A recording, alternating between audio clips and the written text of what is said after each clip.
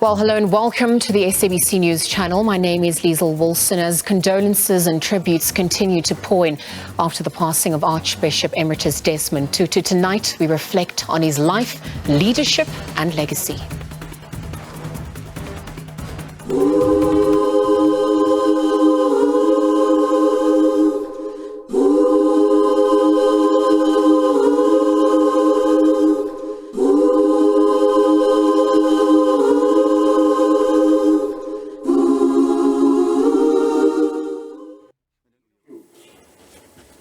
President Cyril Ramaphosa says Archbishop Emeritus Desmond Tutu will receive a Category 1 state funeral with religious characteristics. Ramaphosa was one of the people who visited the Tutu family home today at Milnerton in Cape Town to pay his respects to the family. Ramaphosa also addressed the media outside the home, saying the life of the Archbishop should be celebrated. And he says Tutu played a huge role in promoting social cohesion in South Africa. The Archbishop led many of our people, millions of our people, in a struggle against apartheid. And when apartheid was defeated, also led the process of reconciliation. And as he became concerned about some of the errors of the governing party, he spoke out. He was brave, he was forthright, and we loved him just for that, because he was a voice of the voiceless. He was the one person who campaigned for justice, for people living with HIV, for the LGBTQI plus community, and for the dejected and the oppressed people, not only in our country. So he really, as an outstanding religious leader, really exuded love, embraced our people as a nation right across the various racial groupings in our country, embraced them and participated in the building of the South African nation. World leaders have taken to social media to honor the late Archbishop Emeritus Desmond Tutu. They have praised him for his service to humanity and for inspiring millions of people across the globe. Carolus compiled this report. It's been a deluge of condolences from far and wide. Here in Africa, the African Union Commission Chair Mr. Mohammed says Archbishop Emeritus Desmond Tutu was a man of faith, convinced in the power of reconciliation through restorative justice. The Arch was a true shepherd of peace. Tanzanian President Samia Suluhu says Tutu's contribution to the liberation struggle and unwavering position to peace, unity and good governance will forever be cherished. Namibian President Hage Geingob says the Arch symbolized resilience and courage in the face of adversity and optimism during a period of hopelessness. While the World Health Organization boss, Dr. Tedros Ghebreyesus, also added his message that the late cleric was a peacemaker, a champion of justice and health equity. Ethiopian Prime Minister Abiy Ahmed says the Arch was an embodiment of the struggle for liberation. In Europe, Queen Elizabeth says she's saddened by Tutu's passing, and he tirelessly championed human rights in South Africa and across the world. Prince Harry and Meghan say the Arch will be remembered for his optimism, his moral clarity and his joyful spirit. He was a global icon for racial justice. While British Prime Minister Boris Johnson says the late icon was a critical figure in the fight against apartheid. In Americas, US President Joe Biden has also added his condolences, saying Tutu followed his spiritual calling to create a better, free and more equal world. Former US President Barack Obama says the late cleric was grounded in the struggle for liberation and justice in his own country, while former US President also Bill Clinton says Tutu reminded us all that the search for justice begins in the heart. United Nations boss Antonio Guterres says he was a towering global figure for peace and justice. Talk show host Oprah Winfrey says one of the greatest souls, most peaceful, has left the planet. In Asia, Tutu's special friend, His Holiness the Dalai Lama, says he was devoted to the service of others, especially those who are least fortunate and who have lost a great man. Indian Prime Minister Narendra Modi says Tutu was a guiding light for countless people globally. Meanwhile, Pakistan Prime Minister Imran Khan also paid tribute to Tutu, saying his critical role in liberation and national reconciliation are an inspiration for future generations. In southern Africa, some countries are also going to hold special services to honor Tutu. Other cities, as far as Lesotho, Swaziland, Namibia, St. Helena, will also announce their memorial services in the coming days. The arch may be gone, but his rich legacy will continue to shine. Khayelihle Khumalo, SABC News, Johannesburg. Right, now the legacy and leadership of the late Archbishop Emeritus Desmond Tutu has been hailed as compassionate and underpinned by the need to be of service. Many world leaders have shared their admiration of his ethical leadership and his commitment to being a moral compass for South Africa. Perhaps to help us reflect on the lessons and leadership demonstrated by the late Anglican Archbishop Emeritus, we are now joined by Dr. Barney Pityana, who sits on the board of the Archbishop Desmond Tutu Intellectual Property Trust, the ANC veteran and a businesswoman Cheryl, Carolus, and leadership expert Prof. Mazwe Majola. Very good evening to you all. Thank you very much for joining us here, perhaps to reflect on the life and times. Cheryl, let me start with you. Perhaps as we look at the impact that the Arch, as he was affectionately known, had not only on South Africa, but, really solidified his role within the global atmosphere as well. World leaders echoing sentiments that, his leadership was the type of leadership rooted in morality and perhaps also stood as a moral centerpiece for the world at large. What was your personal reflections of his legacy to date? Well, good evening, Liesl, and good evening to everybody watching the program.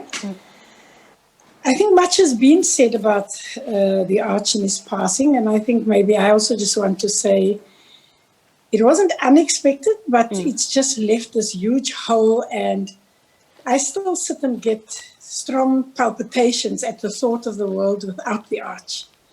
It just seems such a hard place to be. But I can almost hear that impish giggle of his that he used to have. And I can almost see him gleefully rubbing his hands in that typical way of his that he coped with difficult things and times and saying, well, I'm out of here, you guys are on your own now. You wouldn't listen, would you? So deal with this mess. Try it. And it's just that incredible resilience in the face of adversity. Here was a man of 90, having survived TB, cancer, a few times bounced back from it, having had the most brutal kind of oppression and severe stress carried on his shoulders, and he bounced back. So the fact that he was with us for 90 years is just a miracle. When I think back on the Arch, and perhaps it's part of what I reflected on when I heard about his passing, and I must be honest, Liesl, whilst it wasn't unexpected for a 90-year-old, I'm deeply saddened, and I have a big hole in my heart. Because the Arch just was such an incredible force for good, not only in our country, but in the world. And when I think of him, I just think of that immense energy and passion and compassion. He just had such a big heart. But perhaps the most outstanding thing that stands out for me is the simplicity with which he lived the values that he professed and that he proclaimed. He was a Christian. He believed that his faith was unequivocal, And especially when we look at leaders the world over, including some faith leaders, you know, there's always such ambiguity. And I think when the world is in a hard place, such as what it is now, I did wish he was with us for a little bit longer. But I guess that's why we've got Dr. Pityana with us and other faith people who are going to have to step up to the plate here. That the Arch, I remember so vividly when the organizations and the leaders of the liberation movement were unbanned. The Arch was one of very few faith leaders who had stepped into a leadership role who just unconditionally stepped back because he said his was not to lead. He led because there was no one left and all of us were in jail, were on the run and so on. And that remarkable ability for a man of such gravitas and leadership and love to be able to step back. And then perhaps maybe the last thing I will say, because I would love to also allow my fellow panelists to say the same. But what I think the world needs so desperately now, and I looked at our local government elections and how leadership has become so transactional in our country and in the world, not just in our country. We look at the UK, we look at all manner of places. For the Arch, things were just right or they were wrong. There was no expediency. There was no thinking about whether this is tactically the right moment to do this or to say this. He just did that. And that for me is what I hope we will pick up the baton and not only hold close to our hearts, but run with that baton. Because in this troubled situation that COVID has forced upon us, with this appalling leadership that we have across the board in the world, I really think that that's the best way we can honor him. Everyone who's paid tribute to him, including some of these very dodgy people. Let me stop there. You know, Cheryl, you've obviously spoken about he, you know, came to be a moral voice, a centerpiece for perhaps the plight of the poor, for the fight against inequality and poverty as well, and just perhaps upholding social justice at large. I think just before we invite the other panelists in, I wonder if you could perhaps reflect on the last time you spoke to him, and if you do remember when that was. I mean, what was the conversation about? Liesl, it was actually in a very personal moment of grief for me. When, you know, the Arch, in his typical way, was dealing with personal, very deep personal loss. And he spoke with me in just such a loving and empathetic way. And yeah, I mean, it just for me characterized what he was. And he was in touch with me a few times afterwards to just see how I was doing. And he just made me laugh. He said a prayer for me. He didn't even think about the fact that he himself was quite poorly. And I think it's just that kind of thing. You know, I'd been through a few difficult moments over the last 3 years, and the Arch was just there, but maybe I should just step back. And yeah, that was the last time that the Arch and I spoke with one another, and he was already not well. Thank you for sharing that. Obviously, he's come to symbolize and stand as a beacon of hope for many. And it seems that, you know, that's what he did in your life as well. Thank you for sharing such a personal moment with us, Cheryl. I won't push too much. Let me leave it there. Perhaps bring in our other panelists as well. Prof. Mazwe, Majola, good evening. And thank you for also joining us, perhaps as we reflect on the life and times of the late Anglican Archbishop Emeritus Desmond Tutu. Perhaps just on the back of what Cheryl Carolus has echoed, you know, him obviously coming to serve and stand as one who's rooted in morality, as one who, you know, highlighted the plight of the poor and was an advocate for social justice at large. What do you think his legacy is going to mean for you going forward? Good evening, Lizelle. Thank you very much. And also good evening to my illustrious panelists. Look, it's very, very unfortunate that we are mourning the passing on of our Archbishop, actually of our elders, of our elder leaders. That we keep on saying, oh, this one is gone again. Oh man. So, but it's not only about their leaving us that we are mourning, but we are also mourning the dearth and the paucity of ethical leadership that we have currently in our country. So the mourning and the lamentation is always be, they are gone. They were there during their times, but during our times we are living with this void and this gap. So that a person like Archbishop Desmond Tutu was a selfless leader without equal, you know, and we should be having a lot of them nowadays. We should be able to say here, because leadership is developed. Leadership is made. Leaders are made.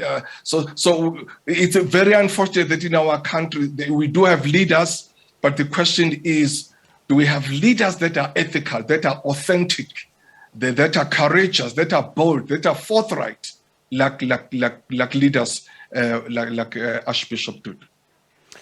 Prof, perhaps as we look at, his legacy and his leadership style, his stance, how vocal he was on certain issues. I mean, we can't really limit it to South Africa alone. Again, he was, very vocal about issues that affected the rest of the continent and also on issues that, impacted the world at large.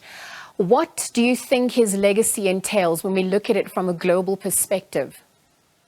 What parallels could we also draw from that as we enter this next dispensation, perhaps without most of our elders?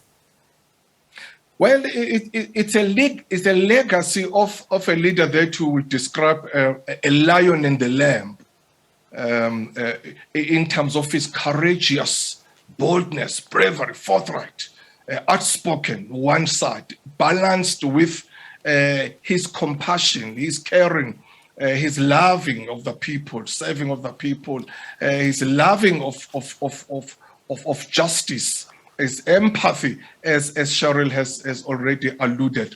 He was a global icon. He was bold. He was outspoken. He could speak about the sufferings of Palestinians.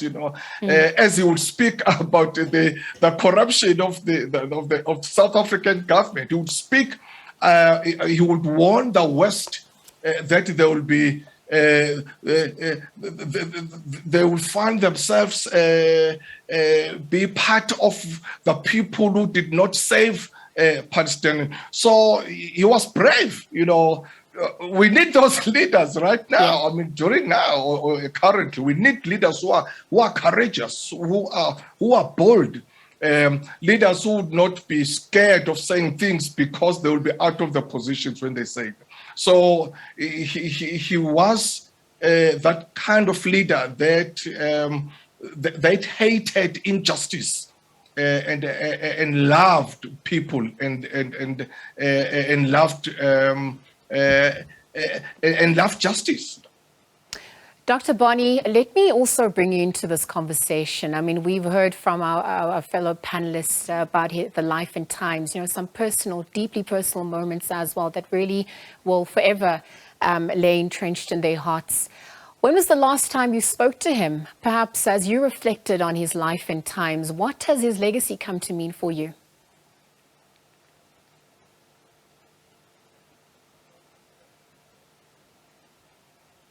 Dr. Barney, if you can hear me, I'd like to perhaps invite you into the conversation as well.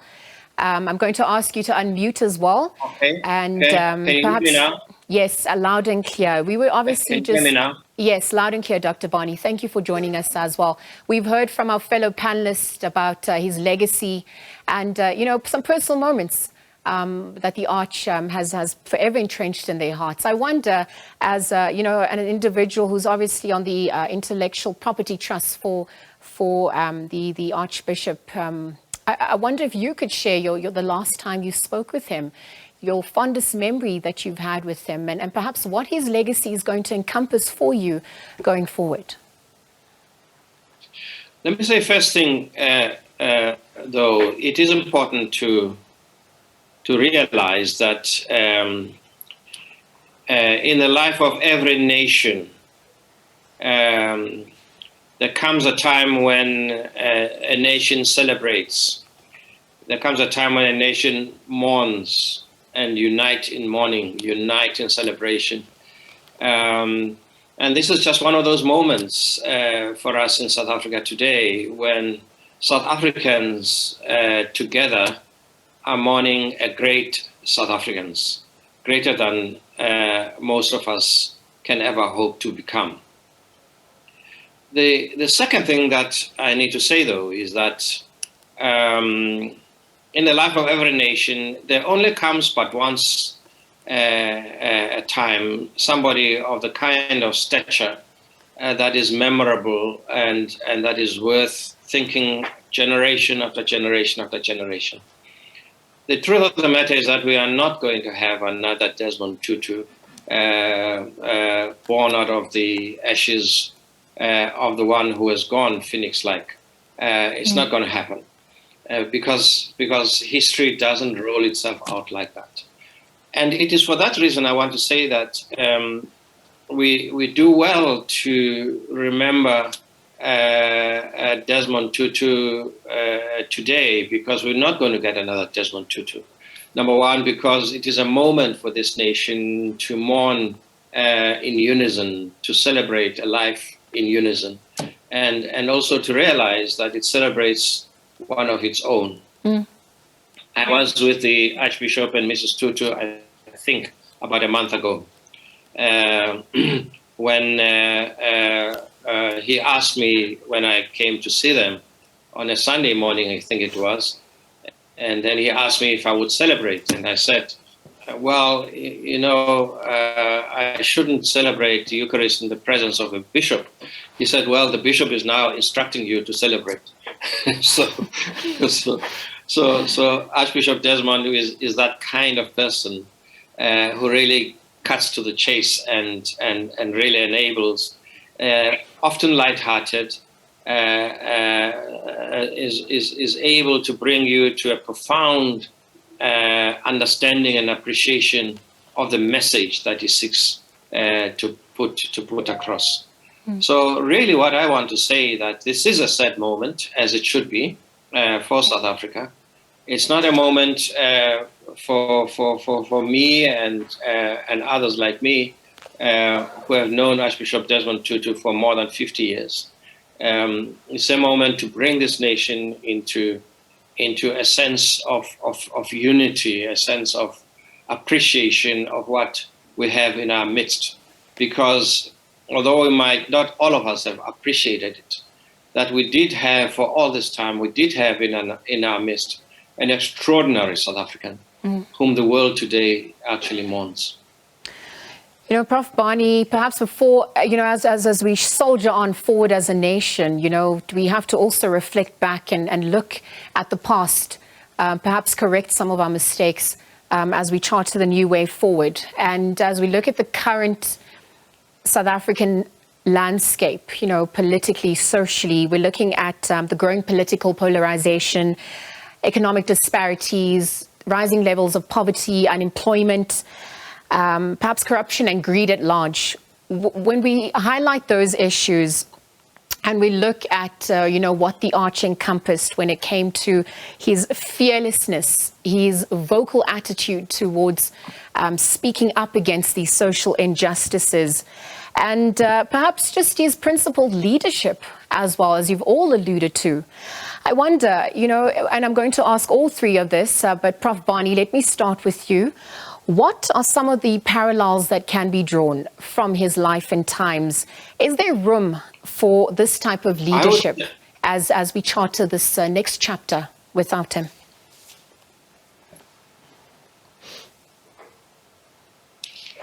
Okay, Cheryl. Hi, Prof. Barney, if you can hear me, perhaps on the back of what Yes, I've I just do hear echoed, you. how do we go? I How do we want to move on?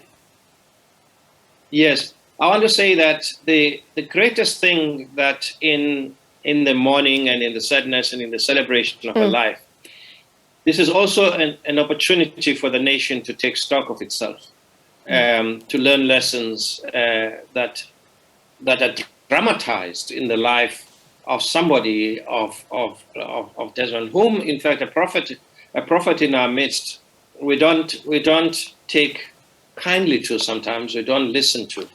But when the prophet is no longer in our midst, the words of the prophet actually reverberate so powerfully, so strongly in our ears, and then we begin to say, as the prophets in the Hebrew Bible would say, what can we do? What have we done?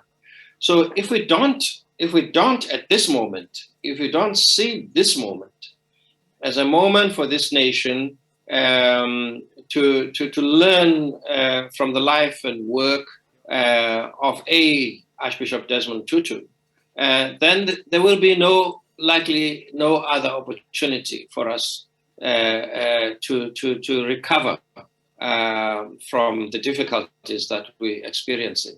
So yes, it is true that we've got a lot to learn from him. Now that he's no more, we've got even more of an imperative to learn from his teachings.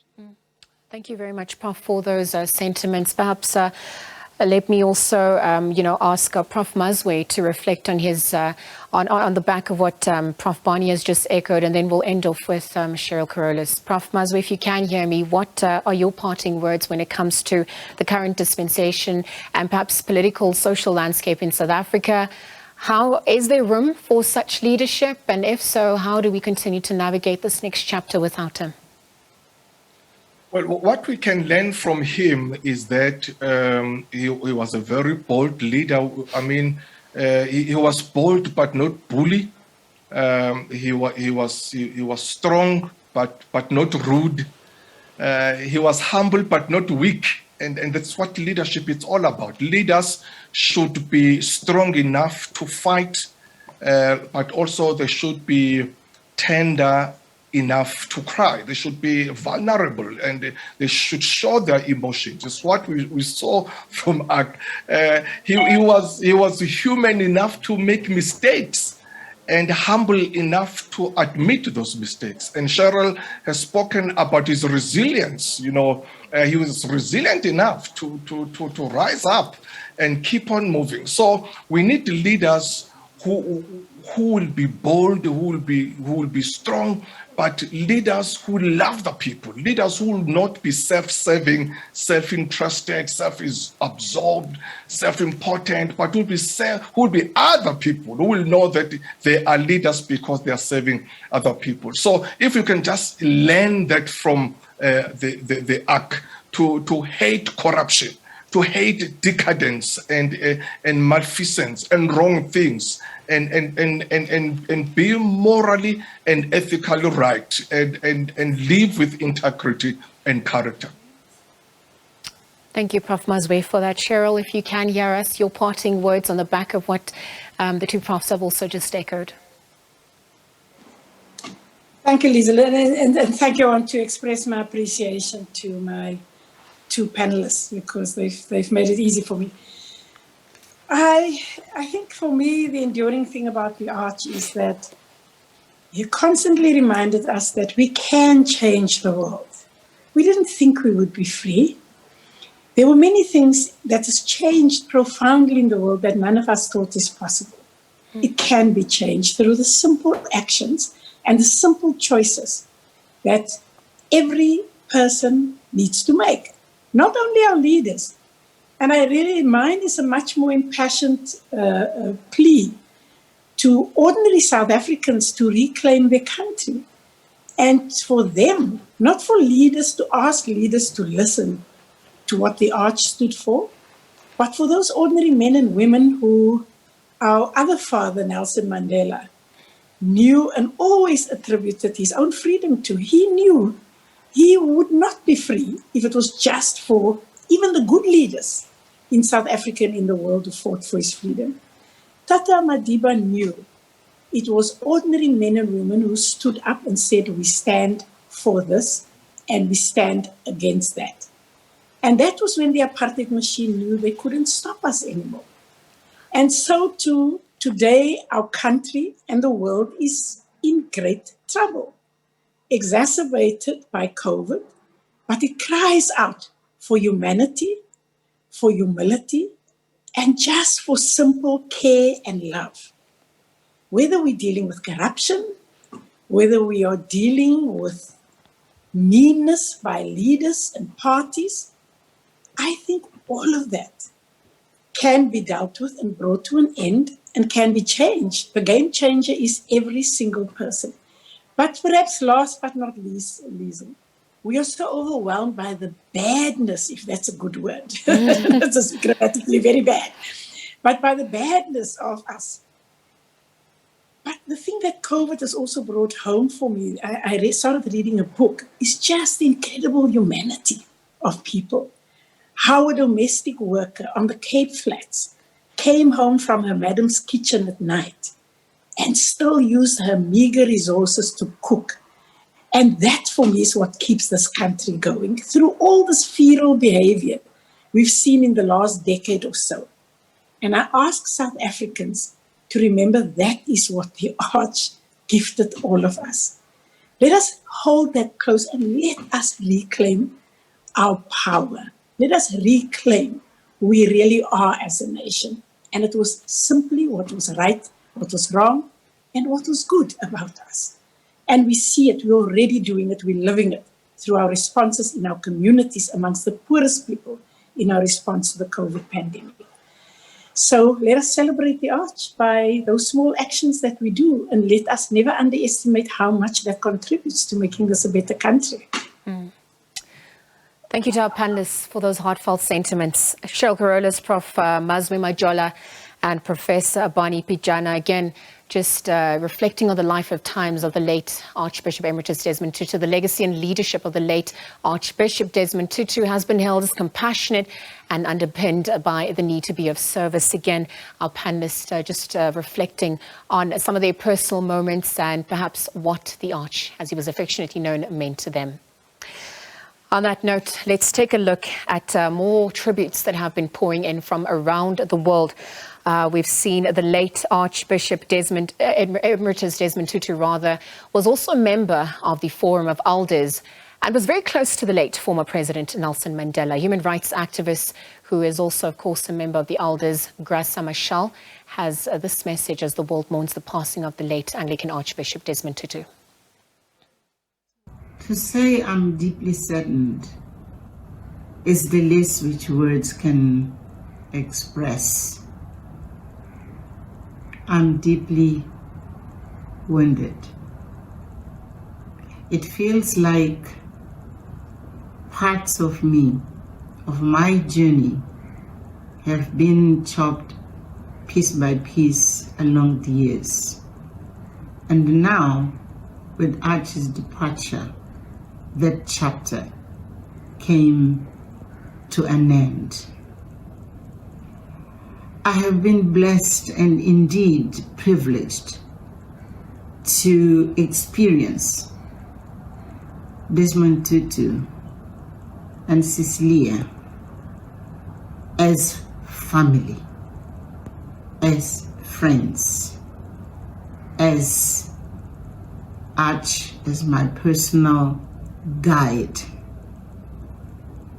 And while he was there, I knew I could just pick up the phone and he would be at the other side of the line. And his voice assuring me that everything is all right. And now, the void is so huge. I'm overwhelmed. And I know it's not just my personal loss.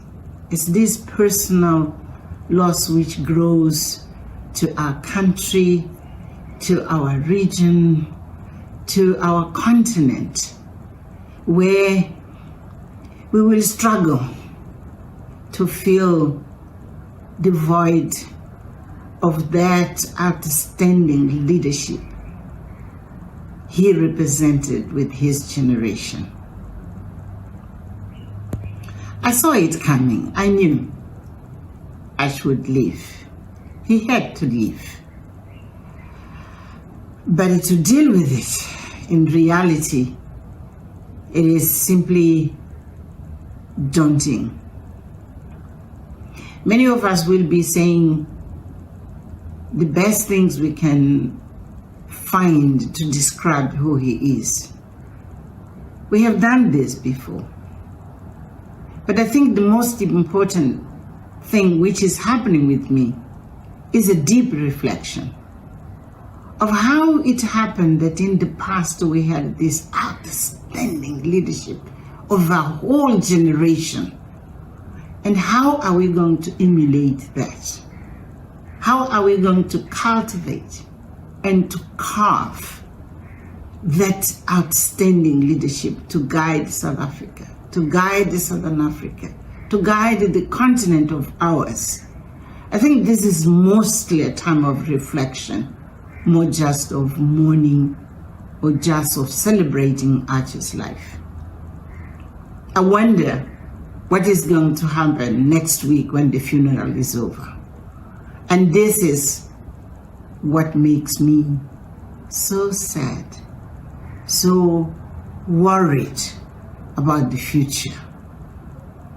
But Archie did what he had to do, and he did it so beautifully. I'm so proud of you, my brother.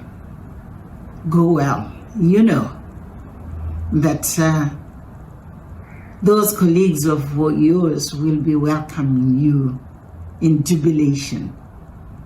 But you know also, angels and God were waiting for this time to put the crown on your head. So we're happy for you. Go and rest. We will see how we are going to comfort Leah. And we'll see how we're going to gather the best of South Africa to make it work, the country of your dreams. In fact, a country you called a rainbow nation. The diversity of South Africa, its richness. It cannot be denied. We can't shy away. We have to make of diversity of South Africa a rainbow nation you envisaged and you dreamed of. Lots of love. And we'll keep you. Yes, we'll keep you in our hearts.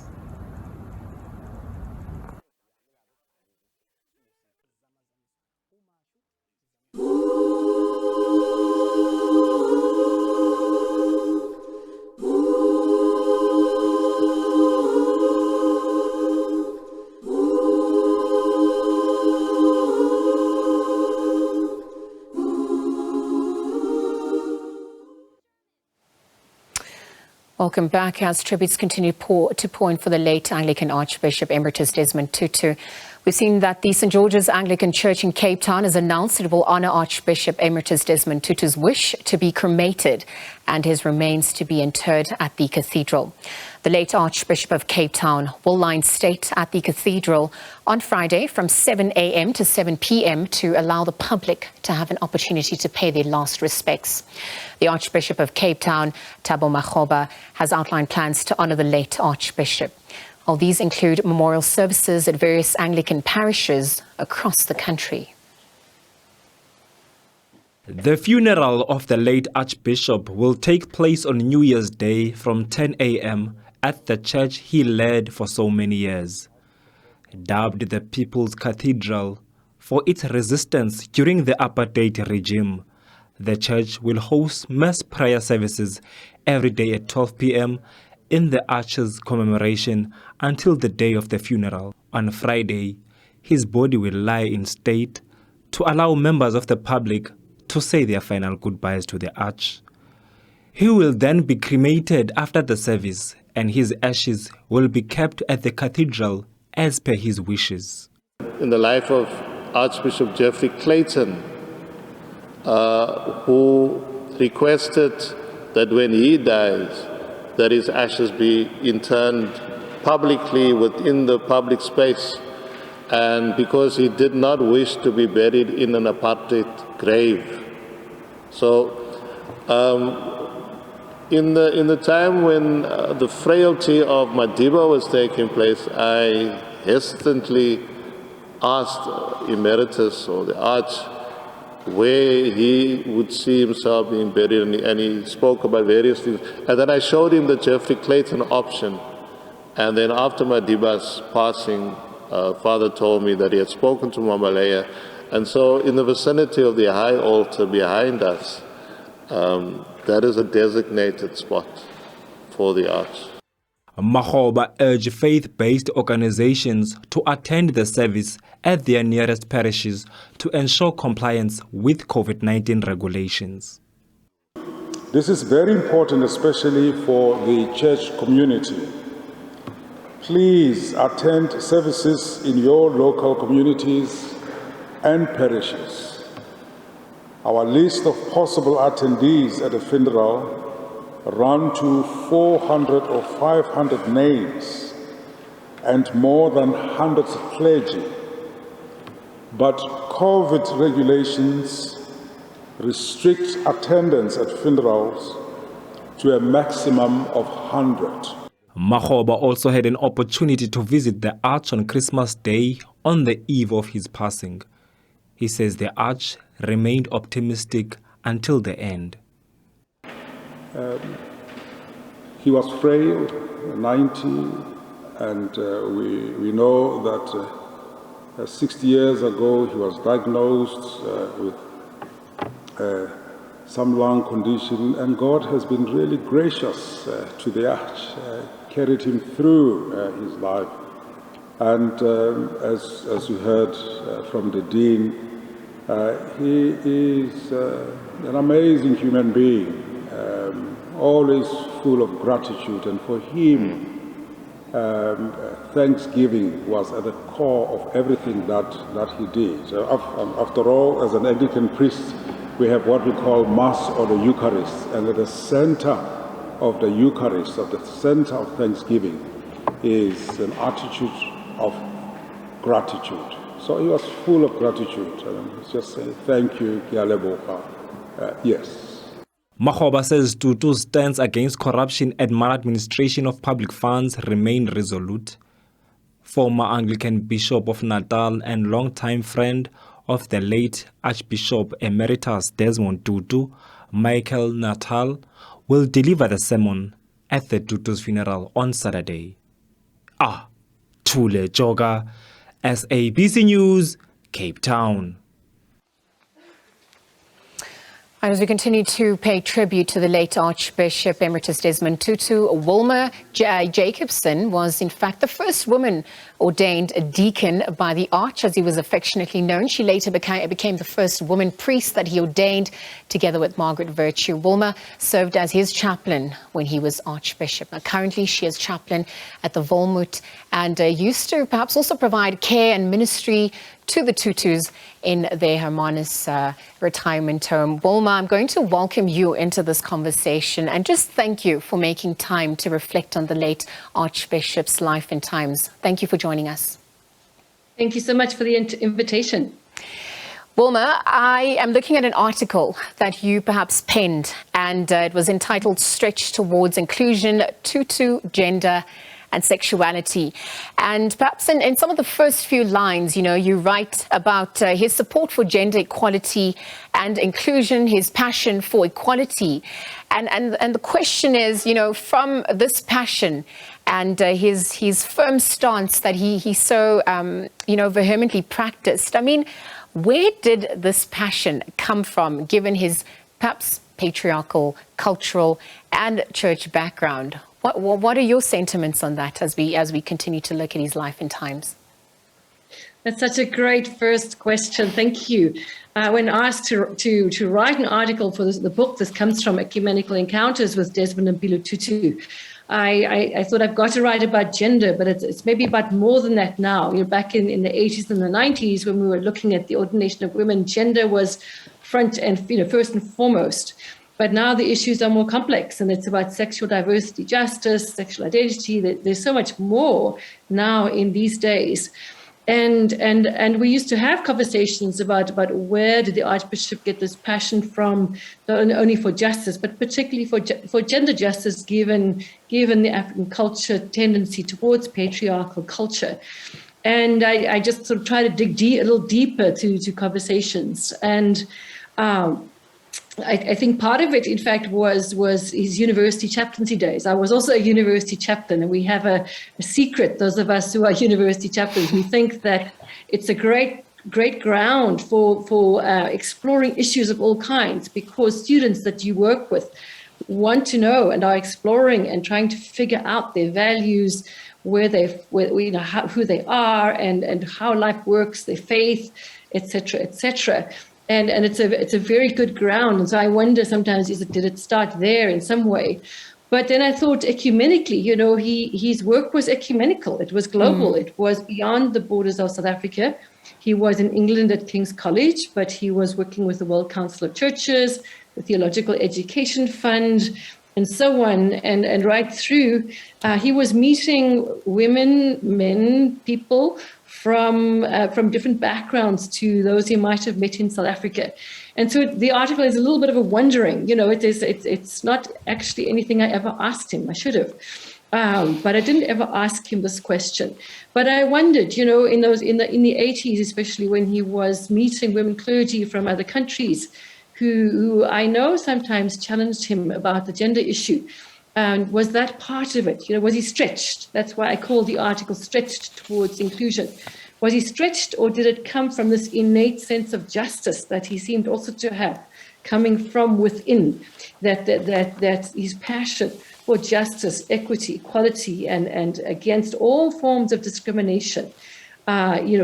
So I would say it's a matter for discussion and somewhat speculation and wondering, but maybe other people, other women, in particular women clergy that he met, and his way of thinking about scripture, I think, was also a part of it. So probably multiple reasons. But whatever the reasons, I am so grateful. Well, Wilma, you obviously had the pleasure of journeying, rather closely with the Archbishop and his wife. Perhaps, as the country, as the world comes to grips with what's obviously transpired with his passing, and it becomes a hard time for many going forward as well. And we look at the leadership, the life lessons, and perhaps the parallels that we can draw from him. I mean, being his first chaplain, what was the first memory that you have perhaps upon meeting him? And being his chaplain, what were some of those personal lessons that you were privy to as you journeyed alongside him? Oh, so many, numerous. I met him literally in the back of a car. I was in the back of the car traveling from Pietermaritzburg to Durban. I was an intern at the time. I think I was like 21, maybe, really young. And for various reasons, we were going to a mission in Durban, and I was just getting a lift because they were going together. And I sat in the back of the car listening to Michael Cassidy of then Africa Enterprise and the Archbishop. At that point, not yet Archbishop, of course. This was 1982, and they were talking about the last meetings they had with the Prime Minister, and I was just like this little person in the back. And halfway through, he turned around to me and said, Wilma, tell me about yourself. And, I stammered out, this is what I do. I'm a faith-based activist. I work with SUKA, Student Christians Association. And he said, no, not what you do, but who you are. And, and that really struck me for years. It struck me that he wants to know who you are. And that's just not me personally, the little people, the ordinary people. He engaged, he was accessible, he gave people his full attention so that everyone in the world who's met him has their story of when they met him and what it meant to them, and they can tell you about the story. And it's amazing. That's one of the qualities of his leadership. There are many. You pull out a few from the chaplaincy time. I mean, this is a man who was very disciplined. He was very disciplined. And so the discipline extended into, exercise. Now, I was his last chaplain. I want to say thankfully, because his first chaplain had to go for early morning runs with him. And I don't like early mornings. So they had to go running with him, jogging with him, and so on. I didn't have to do that. But so he had the discipline still of exercise, the discipline of formal prayer and informal prayer. He prayed 5 times a day, getting up really early. And by the time that the workday started, there was a stack of folders and files with everybody's, all of us who worked for him, all of our tasks for the day, because he had got ahead with his prayer, with his exercise, and with his work. He was fueled by his devotion and his devotional life, his connection to the sacred. I'm convinced is what drove all of who he was in alignment with his amazing personality. But it's the discipline, but not only that, the ability to be humorous. His humor is an amazing part. And it's amazing how far you can get as a leader if you add a sizable dose of humor as he did.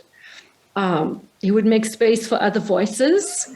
He was intuitive. I saw many people come into an interview appointment with him, and I knew what they wanted because they had communicated. And he may have, but he always knew exactly what they needed. And this first question out of his mouth would be the one that went, they would say, "How did you know?" That's exactly what I needed to know. And he did that to me, I met him, before I even started this journey. I met him as a seminary student, not knowing what he thought about the ordination of women. And long story, I got an appointment with him on day 5 after he was consecrated Archbishop, which was crazy, right? It was just, should not have happened, but it did. So I went to Bishop's Court and I sat in his office. I mean, this is really a big thing. I reminded him where I met him. And I came from the church in the States at that point, in seminary, where he knew that. But the first thing out of his mouth was, I suppose, after he prayed, "I suppose you want to know what I think about women's ordination." And I'm like, "Well, what do you say?" "Yes, I do. That's the reason I came to see you." So he had this innate ability to know exactly what you wanted to know. Just extraordinary. Well, it sounds like there's so many fond memories that you take with you. Perhaps in conclusion, and in the interest of time, I wanted to know, you obviously were part of looking and providing care for the Tutus at the Hermanus home. I wonder, when was the last time you spoke to him? When was the last time you saw him? And perhaps you'd like to reflect and share what that last memory was like for you. Thank you. The last actual time I saw him was at the 90th birthday celebration at the cathedral, which is very special for me. So at the end, when he was leaving and going down the aisle in the wheelchair, and I was just there. I was there, and we looked, and he smiled, and he reached out his hand, and we touched hands. For me, that was very special because having cared for him and for Mam Leah through, the first 7-8 months of COVID in 2020, that was a different way of relating. Now, 20 plus years after I worked for him, 25 years after I worked for him, it was a totally different way of being with them. And I was fond of him and forever before, but since then, you're caring for people whom you want to make sure they stay safe, and you want to make sure they have everything they need. But my job was also to do communion, the Eucharist service that Archbishop Thabo spoke about, to do that 3 times a week with them and with Mam Leah. And we would sing in Xhosa, we would pray for all sorts of things, and then I would make breakfast for them, and his hot chocolate with his 3 sugars, and every time we would joke about whether he really wanted hot chocolate, again, which he did, of course. And so before the last time was also a Eucharist service with his daughter Mpho, a couple of months before that, and I went to the house, and the grandchildren were there, and the great-grandchildren were there, which was fabulous. Shared the communion service and breakfast, which was always a part of who he was, communion plus food, food and food. Food to live by, food to fuel the justice process, food that makes us who we are. So yes, I mean, I could keep you occupied for days with some very funny stories that are good for dinner parties and fun. But also, you know, the leadership stuff. You're right. It's endless. I wrote down, in fact, so many traits of leadership which he has and which he made available to the world and to us. Thank God.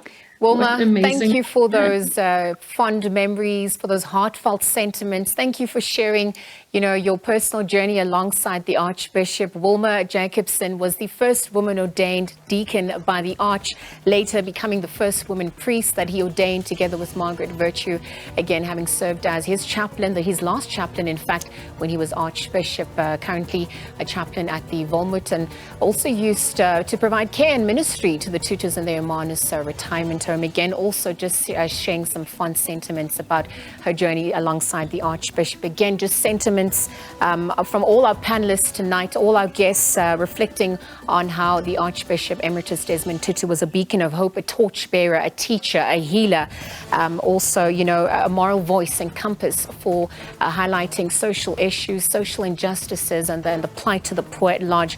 We want to thank you for your leadership, and may you rest in peace. We're going to leave it there for tonight. From myself, Liesl Wilson, and the team, until next time, it's goodbye for now.